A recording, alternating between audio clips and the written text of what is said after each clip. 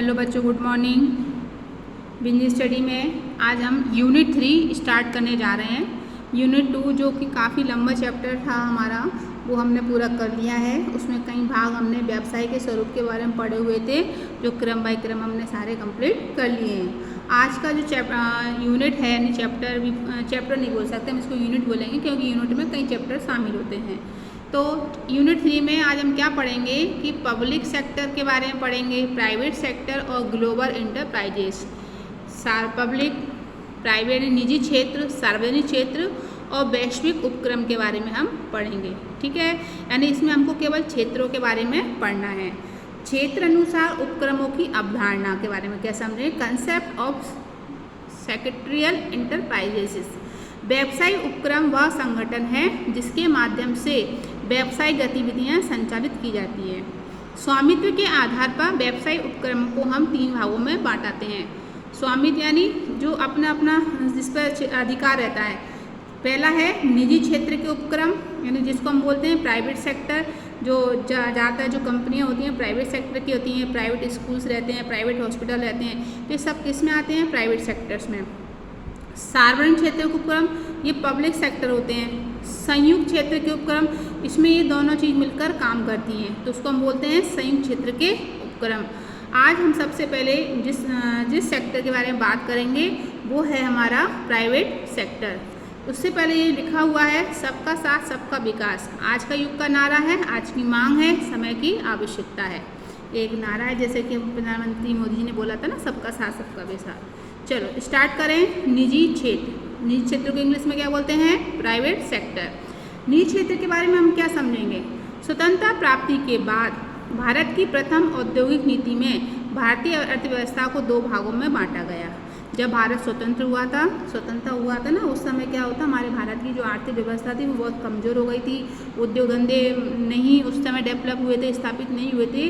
तो उस कंडीशन में भारत की अर्थव्यवस्था को सुधारने के लिए उस समय की सरकार ने एक तरह से जो भारत की अर्थव्यवस्था है उसको 2 भागों में बांटा।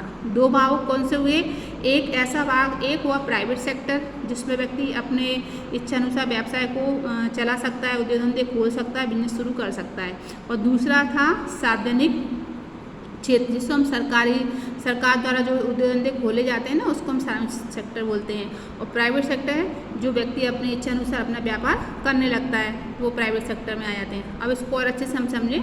निजी क्षेत्र में वे समस्त उपक्रम सम्मिलित किए जाते हैं जिन्हें किसी व्यक्ति या किसी व्यक्तियों के समूह द्वारा संचालित और संगठित किया जाता है।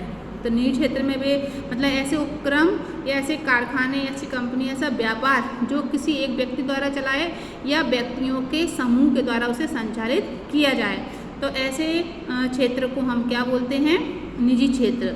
ऐसा करने से प्रमुख उद्देश्य अधिक से अधिक निजी लाभ या हित प्राप्त करना होता है।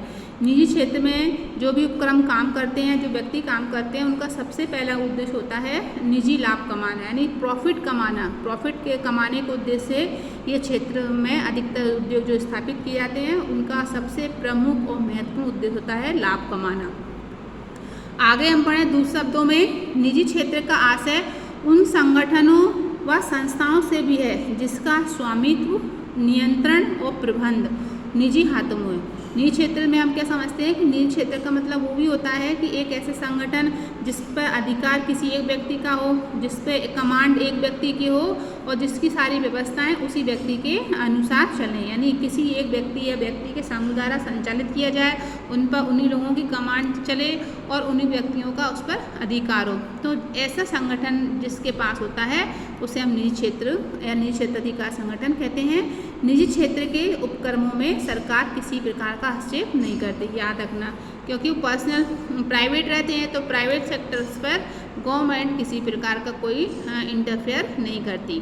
ठीक है, एक बार फिर से मैं रिपीट कर दूं, निजी क्षेत्र से आशय एक ऐसे संगठन से होता है जिसमें स्वामित्व और उसका नियंत्रण और उसका प्रबंध पूर्णतः निजी व्यक्ति का होता है। और उसका पहला उद्देश्य क्या होता है, अधिक से अधिक लाभ कमाना। और निजी उपक्रमों पर, निजी क्षेत्र के उपक्रमों पर सरकार का किसी भी प्रकार का कोई हस्तक्षेप, इंटरफेयर नहीं रहता है। अब आपको आगे क्या करना रहेगा कि आपको अपने जो मैंने निजी क्षेत्र का अर्थ पढ़ाया है, आपको स्वयं से ऐसी 10 से 12 कंपनियों के नाम लिखकर लाने पड़ेंगे, अन्यथा खुद ही लिखना है। एक तरह से आपका ये वर्क है, प्रोजेक्ट वर्क मान के चलो चाहे तो, कि आपको 10 कंपनियों के नाम लिखने हैं जो प्राइवेट सेक्टर के अंतर्गत चलाई जा रही हैं और एक बहुत अच्छी स्थिति में उनका टर्नओवर है, प्रॉफिट टर्नओवर ज़्यादा है, उनके नाम आपको लिखने रहेंगे। हालांकि बुक्स में भी आपको दिए गए हैं, लेकिन बुक्स के अलावा आपको 8 या 10 कंपनियों के नाम लिखने हैं जो अच्छी कंडीशन है और बेहतर काम भारत के अंदर निजी सेक्टर के अंदर कर रही हैं। ठीक, अब आगे हम पढ़ेंगे निजी क्षेत्र के उपक्रमों की विशेषताएं। जो प्राइवेट सेक्टर होते हैं उनकी क्या विशेषताएं रहती हैं, मतलब उनके अंदर जो व्यक्ति हैं, जो संस्थाएं काम करती हैं, जो कंपनी काम करती हैं प्राइवेट सेक्टर के अंदर, तो उनकी क्या क्वालिटी रहती है। जैसे कि एक नॉर्मल बात हम करें, अगर हम समझें कि अगर हम कोई कार्य सरकारी क्षेत्र के अंतर्गत करवाते हैं तो उस कार्य को करने में बहुत समय लगता है और हमारा समय धन दोनों बर्बाद होता है। लेकिन अगर किसी कार्य को हम प्राइवेट सेक्टर में करवाते हैं तो समय जल्दी नहीं लगता और काम में भी क्या होती है, एक तरह से कुशलता प्राप्त होती है, लेकिन धन थोड़ा सी अधिक मात्रा में इसमें लग जाता है। तो क्वालिटी में अंतर आता है और समय की बर्बादी से बचा जाता है निजी क्षेत्र में। अब इसमें हम पढ़ें निजी स्वामित्व। निजी क्षेत्र के उपक्रमों पर निजी क्षेत्र का स्वामित्व होता है, यानी जितने भी प्राइवेट सेक्टर होते हैं उसका स्वामी कोई एक व्यक्ति रहता है हर सेक्टर, हर उपक्रम का। तो वो एक स्वामी होने के कारण उससे संबंधित कार्य की गतिविधियों को वो अच्छी तरीके से उसको देख सकता है और उसे संभाल सकता है। स्वतंत्र प्रबंध। निजी क्षेत्र के उपक्रमों का प्रबंधन पूर्णतः उनके स्वामी के हाथों में रहता है। पेशेवर विशेषज्ञों की सेवा प्रबंधन के लिए ले सकती है, यानी किस कारखाने को या किस कंपनी को, किस व्यवसाय को किस तरीके से चलाना है, ये सभी बात करने का निर्णय जिस व्यक्ति का स्वामी उस व्यवसाय पर रहता है उसके अंदर उसका अधिकार रहता है। वो अपने हिसाब से व्यवसाय के बारे में सोच सकता है, समझ सकता है और व्यवसाय के संबंध में महत्वपूर्ण निर्णय भी ले सकता है। और उस निर्णयों में अगर उसे समस्या आती है तो कुछ विशेषज्ञों की बुराई भी ले सकता है। तो ये दूसरा पॉइंट है हमारा स्वतंत्र प्रबंध। निजी वित्त प्रबंधन। वित्त का मतलब होता है धन संबंधित। जब निजी सेक्टर में कोई भी व्यवसाय बिजनेस खोला जाता है तो उसमें जो धनराशि लगती है उस व्यवसाय को करने में, तो उस व्यवसाय में जो धनराशि की आवश्यकता पड़ती है उस धनराशि की एक तरह से इकट्ठा करने के लिए उसको स्वयं ही मेहनत करनी पड़ती है, स्वयं वो धनराशि उसको की व्यवस्था उसे करनी पड़ती है। निजी जवाबदेही। निजी जवाबदेही में क्या पढ़े कि निजी क्षेत्र के उपक्रम का प्रबंध करने वाले व्यक्ति उपक्रम के स्वामी के प्रति निष्पादन के संबंध में जवाबदेही होते हैं। इसमें प्राइवेट सेक्टर में देखो जिसके प्रति जो प्राइवेट सेक्टर में जितने भी व्यक्ति काम करते हैं तो अब उनके द्वारा किए गए कार्यों की जिम्मेदारी भी उन्हीं पर रहती है। अगर कार्य के संबंध में कोई परेशानी आती है तो उनके जो व्यक्ति इस क्षेत्र में काम कर रहा है उसको जिम्मेदारी उठानी पड़ती है या कार्य के प्रति उसे उत्तरदायी रहना पड़ता है। मतलब एक जिम्मेदार व्यक्ति रहता है जो अपने कार्यों की गई जिम्मेदारी को अपने ऊपर उठाता है। आगे है राज्य की भागीदारी नहीं होना। राज्य के यानी जैसे कि बात हमारी निजी सेक्टर की है तो सीधी सी बात हमने पहले ही पढ़ा हुआ है कि इसमें सरकार कोई इंटरफेयर नहीं करती है। तो निजी क्षेत्र में शासन द्वारा चाहे वो केंद्र शासन हो चाहे वो राज्य शासन, इसके में इन उपकरणों की स्थापना में भागीदार मतलब इसमें उनका कोई पार्टिसिपेट नहीं होता, ना ही वो उसमें इंटरफेयर करती है। तो इस प्रकार हमने पढ़ा निजी क्षेत्र की विशेषताएं। पहली विशेषता क्या थी? निजी स्वामित्व। तो निजी उपक्रम का अधिकार एक ही व्यक्ति का होता है। स्वतंत्र प्रबंध। निजी क्षेत्र के उपक्रमों का प्रबंध स्वतंत्र होता है, उसमें की जो वित्त की व्यवस्था होती है उसे स्वयं वहन करनी रहती है, उठानी पड़ती है।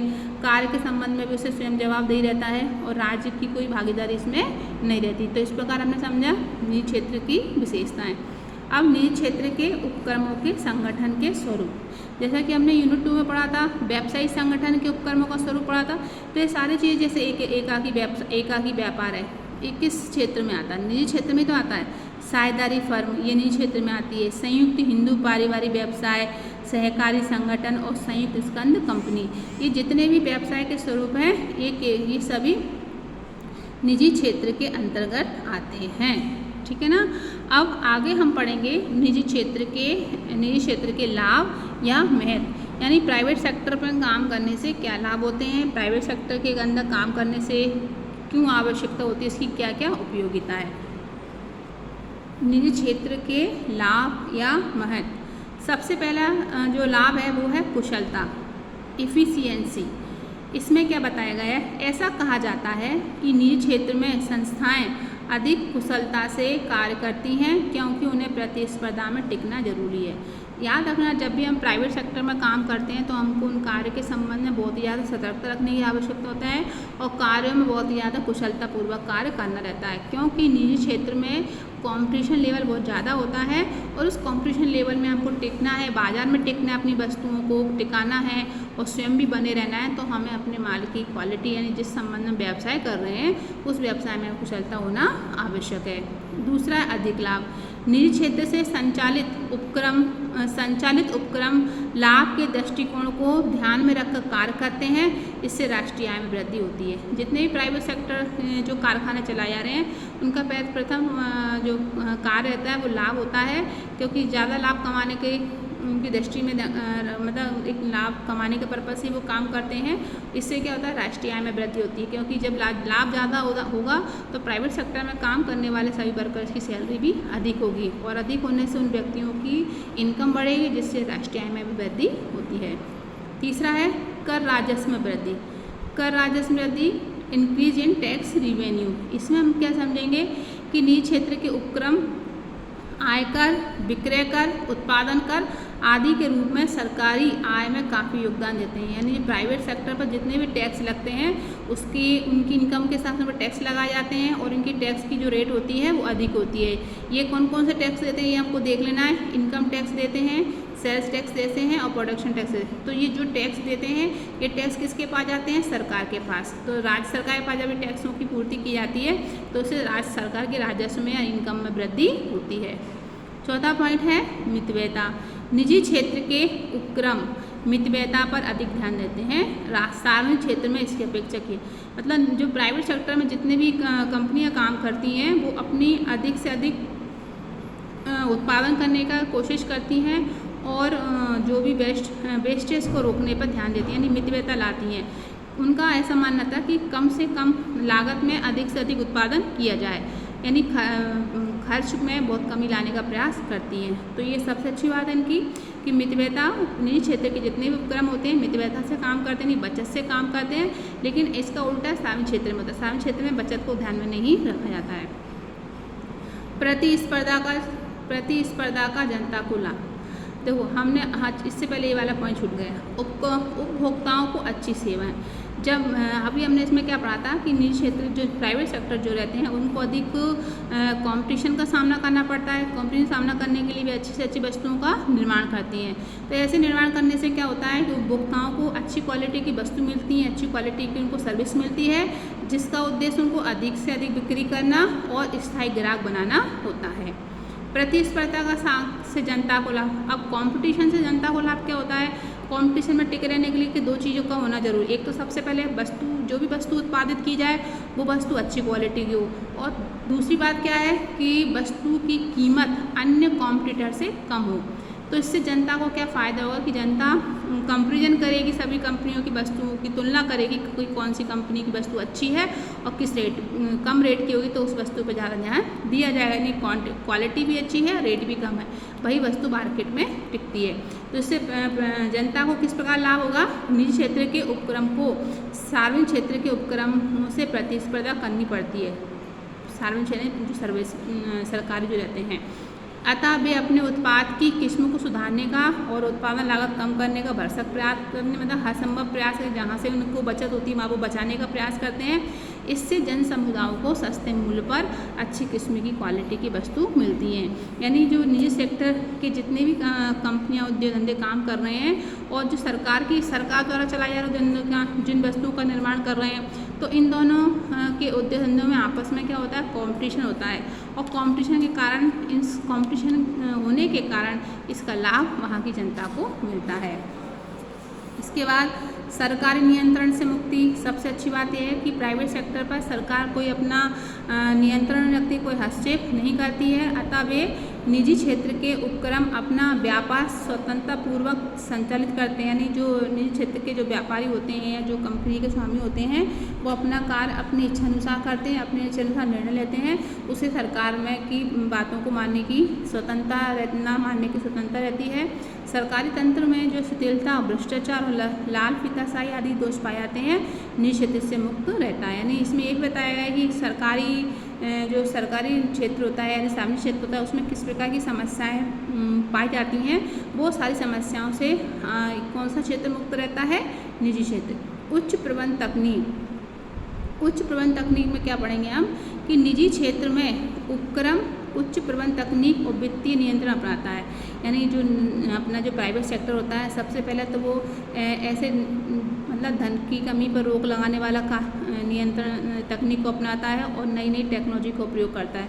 नई नई टेक्नोलॉजी से क्या होता है कि कार्यों में अधिक उत्पादकता अधिक बढ़ती है और धन भी खर्च कम होता है और इससे क्या होता है उसको निरंतर लाभ प्राप्त हो जाता है।